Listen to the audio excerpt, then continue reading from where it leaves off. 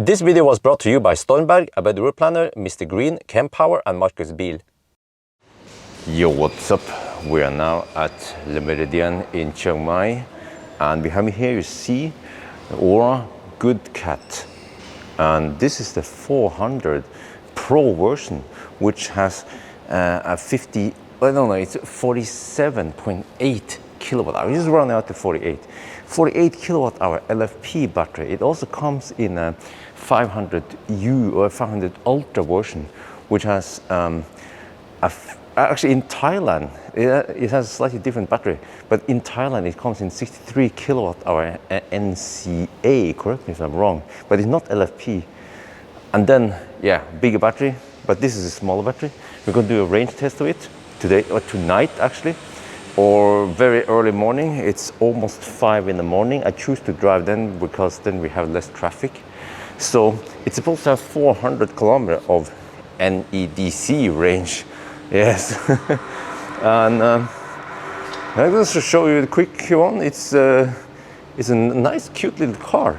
It looks small from the outside, but it's actually, oh, you know, this is great. We have a Volvo XC40 nearby, and you can see that the length here is actually, let me see. Yeah, you see, compared to the XC40, it is as long as the XC40. And the XC40 actually has a fairly long hood. If you compare that one to the Good Cat, yeah, okay. But of course, XC40 has more space, but even the Good Cat is not that small. I almost claim that it has more space than, for example, a Zoe. Yes, even a Zoe. Huh? Look at this. Yeah, okay. But the steering wheel is on the right side with the wrong side. It's in the left side with the right side. But anyway, so I've been charged to 100% on AC. Well, look at that tail light. And what we're going to do is do a range test. Let me see if I can show you the map here or anything. So, oops. You see? It claims 400 kilometers. It seems to be NEDC based, this range. So I've reset everything now. And if you go to the map here. Oh, okay. How do we... why is this one in Thai? Okay. Whatever. So I'm going to show the plan. We'll zoom out a little bit. All right. We are... Huh? Why does it look so weird? Is the map not up there? Okay. Yeah, this is weird. The map here is in Thai. Okay, because the names are in Thai. But we are here at Chiang Mai. The plan is to drive south via Lampang, and then a little bit more before we head back up again here, and we will end up at the Bang Jak station. So we will. This will not be. I think I'm not sure if I will count it as a 90 kilometer. I mean, as the true range tip. It's going to be close enough. It's a Thai version of it. And I will at least try to cruise at 90 kilometers per hour. So let's do final preparation and then off we go. All right, we're on the move. So just for convenience, I use Google Maps here on my phone since I want to show other information in the main screen here. For example, we have state of charge, we have power, we have current consumption, average consumption. So yeah, that's nice. One thing that is a bit weird is that once you see one pedal drive is now disabled, and if the car has been charged to 100%, then one pedal drive cannot be activated. It can be, actually let me test here. Yeah, it can also not be activated now because adaptive cruise control is active. So if I disable adaptive cruise control, let me see. I'm going to show something else weird. Okay, so it's supposed to regen in adaptive cruise control, even though it might not look like it. I think maybe the Chinese version does not regen in cruise control, just like the MG. So if you go downhill now, let me see. Can we check something here? No, it's just 0 kilowatts. There's a -1. I saw -1 for a little bit. But I'm going to show you something here weird, which is that once you are in the adaptive cruise control thing, then you cannot see any driving data. See, I tried to use all the buttons, I can't figure it out. So the only way to see driving data in the instrument cluster is to disable cruise control altogether. Suddenly you can start seeing driving data here, like whatever you want to see, see?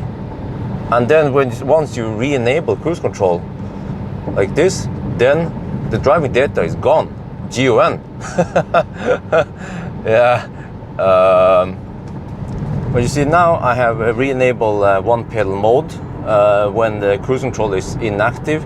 But once I re-enable cruise control, then the one pedal drive is off. And then once you disable cruise control, then one pedal drive is off and you have to re-enable it. That is kind of annoying. Plus that I have to re-enable some of the settings there. It will reset this one.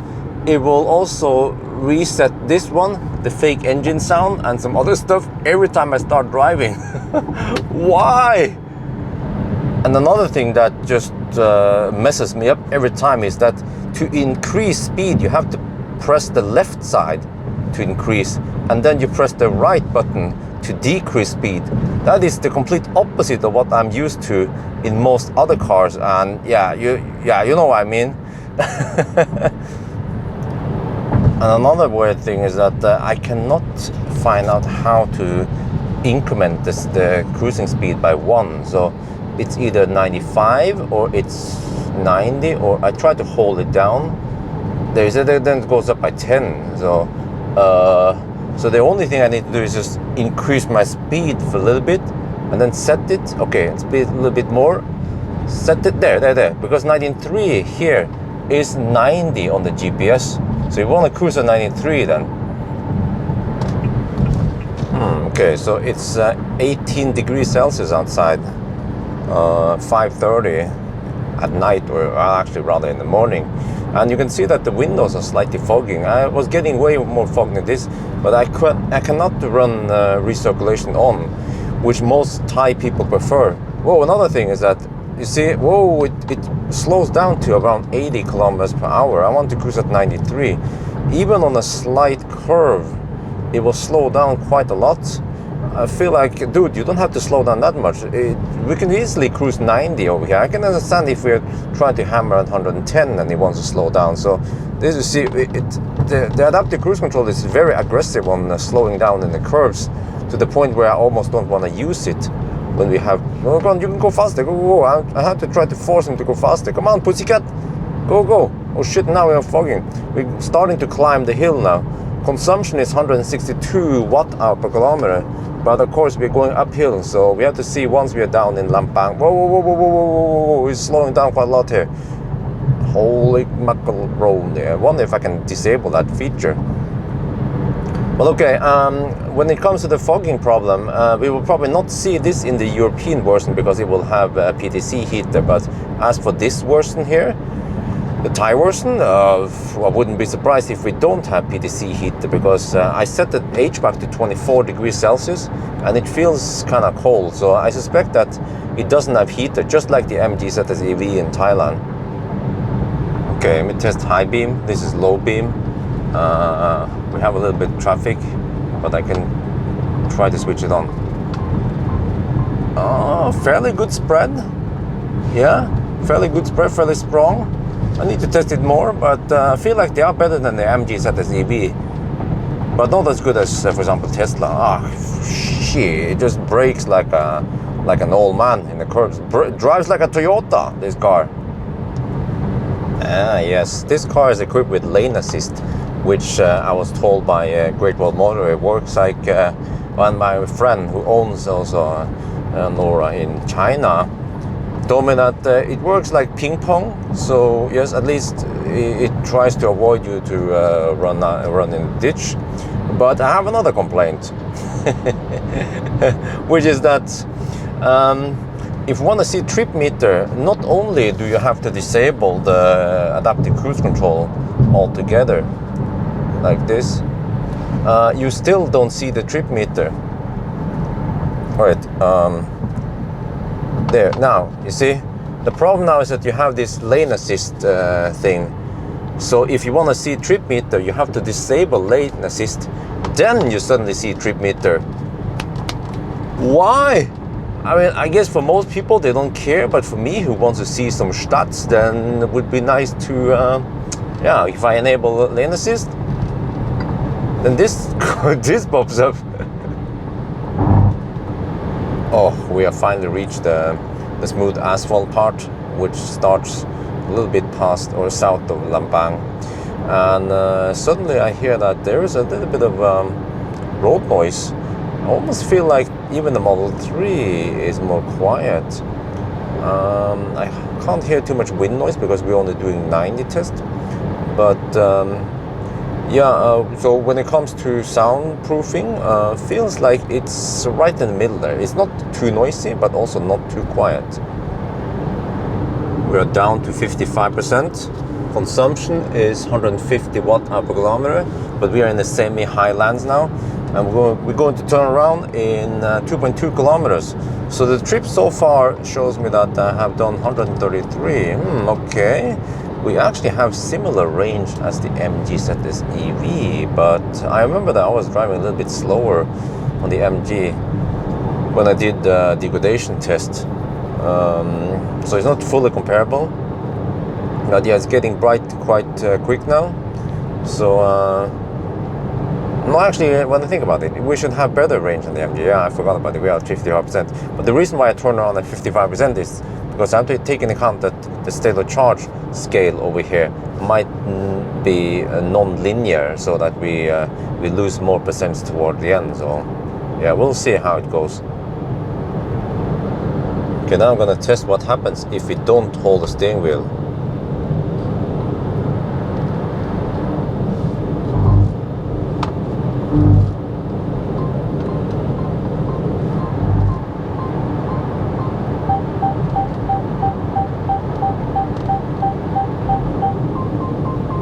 Whoa! Shit! It just totally disengaged all the steer, and you see, if I was getting a heart attack, I would just crash and die in the ditch here. Okay, that is nicht good.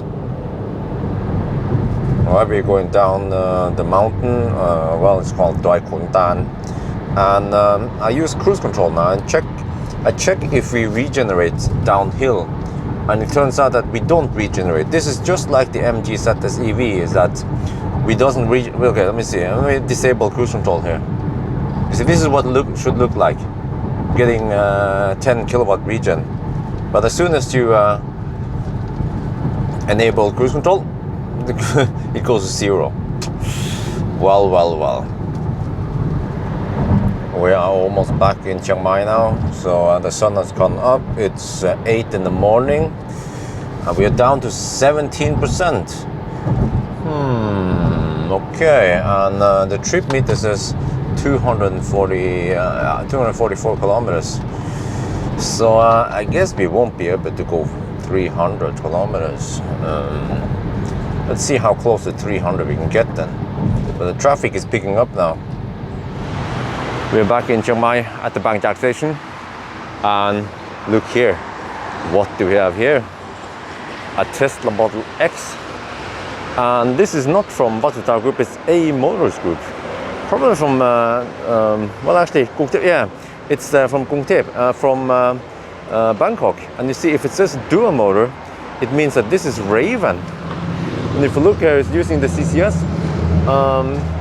At least it's getting 48 kilowatt from the charger. So yeah, okay, it's no Colgate there. But okay, as for this car, let me show you. CCS plug is here. Of course, in case you guys don't know, in China and also in Thailand, fortunately, we use Type 2 and CCS, just like in Europe. So it's just some Western continent that doesn't use Type 2. Okay, but let's go inside and check the stats. We're charging now, and okay, I found out something. So, you know, in the PA Volta app, you can link any RFID to the account, which I did. So I used the Vista app, and it actually works. So I just beep the Vista app to the charger, and we start charging. The only minus is that the charging session is not shown here. To get that nice charging session with charging speed or whatever, you have to scan a QR code, initiate via the app, so that's kind of clumsy. For example, with a Fortum / recharge, even if you use RFID, the charging session will show up here. Same for the other BKK and Mir chargers. Actually, Mir doesn't show, but okay, whatever. Look here, but so we are already at 13%. We arrive here with 5%. This car doesn't show you any kilowatt numbers here, unlike the MG. But if you look here, this is very common for Chinese cars, is that you will see volts and amps, and based on the volts and amp, we are getting 46 kilowatt. Well, let me do the math here. 120 amp multiplied by 385. Yeah, okay, 46 kilowatt. Yeah, so nice and high voltage. Ooh, I need to charge for a while and see how the charging curve is. I get sun in my face, but whatever. So anyway, with this car, we managed to drive, well, we came here with 5%, like I mentioned. 280 kilometers was the trip. I haven't done any corrections, I don't know, but this is okay. Let's assume it's roughly correct.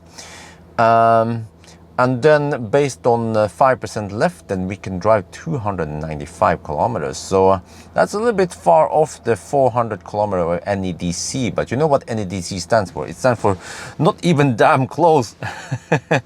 But one thing that is a bit weird, but it doesn't surprise me, it's that the consumption is claimed to be 141 watt per kilometer only. But during the drive, it was hovering around 150. And then when I went uphill, it was almost 160. So this is not the total trip consumption. I've seen this also in other Chinese cars. I'm starting to know how Chinese cars are typically programmed. It was also like the Xpeng, is that it's a rolling average over the past, let's say, 50 or 100 kilometers only.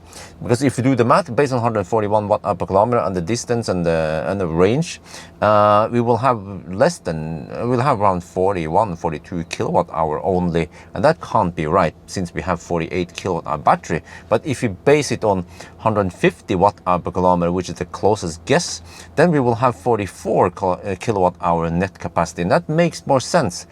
So yeah. Eventually, I'm going to test the... wait, let me see. Oh, do I have time to do the range test? Yeah, actually, I have to do it. I have to do a range test also of the Ora Funky Cat, the 500 Ultra is called. And that one has a bigger battery, so we will see. But of course, I'm pretty sure we can't go 500 kilometers on it. But if we can go at least 400 kilometers on the bigger battery, then that would be great, right? So yes, wow, it seems like it has a nice charging speed. We'll see how it is. Yeah, I'm gonna wait a little bit and see how the charging session is. Oh, we're getting 47 kilowatt at 34%. Oh shit, okay, the brightness here and the brightness here is different. Okay, whatever. So yes, so far so good. Okay, still getting 47 kilowatt at 50%. Slightly lower than the MG because around 10-15 volt low voltage. I don't know when it happened. It was right around there. You see, now we're down to 13. Well, that's some weird graphics. We are what the heck? Bug graphics for the win. We are now down to only 39 kilowatts at 59%, but this could be because the battery is slightly cold getting, because you know we've been traveling in 17 degrees Celsius, and also when we started the battery was sitting in the garage in the hotel, and it's usually almost 30 degrees in the hotel. But yes, I wasn't expecting nice and flat rate until 80%, unlike the MG. So okay, I think I've seen enough now. All right, and also in a couple of days I'll be testing the 500U 500 Ultra, and I also need to do a charging test with that one. So hopefully the 500 Ultra charges faster because it's a bigger battery, and also it's supposed to support 60 kilowatt. We were only hovering around 30. Yeah, I'm at 47 now, so mainly limited by current. But okay, so what should I say about the car? Seats are feeling fairly nice, even though I sat here for many hours. I feel like the car itself is good, but the software is the limitation. If you can improve the software, the car will feel better and it will be less annoying and actually consume less energy also. If we can regen in cruise control, for example. So yes, okay, but also I feel like this car, battery size wise, it's similar to the Stellantis cars. Now actually I would say the PSA cars, because Stellantis also includes Fiat, but it's not in the, yeah, but okay, roughly there, you know, E28 Mokka E, battery size, range wise also, but however, I feel like it's more spacious than the E28 and Mokka E and the Corsa E. So I think it's good car for the money. You'll see once it arrives in Europe, right? So that's going to be it for now. I hope you guys enjoyed this video. As always, thank you for watching and talk to you later.